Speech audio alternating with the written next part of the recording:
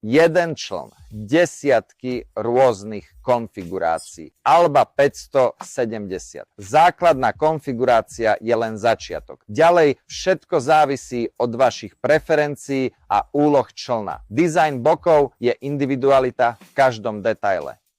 Práve v tejto verzii je čln vybavený elektronikou Humminbird a Minn Kota, 12. Explorer a 15. Solix.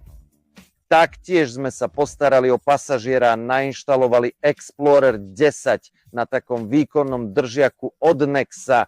No a aká by to bola moderná loď bez systému živého skenovania. Nainštalovali sme od Humminbird snímač Megalife 2. Držiak na prúty je veľmi pohodlný pre multiplikátorové navijaky. Pozrite sa. Okrem držania prútov tu môžete umiestniť množstvo nástrojov, ktoré sú potrebné pri rybolove.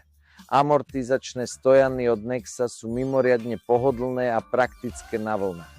Na člne Alba 570 sme nainštalovali Minn Kota Terrova 24V a 60 palcov dĺžka tyčí. V niektorých prípadoch je pedál pre elektromotor veľmi potrebná vec. Na tomto sete sme nainštalovali motor Suzuki DF200.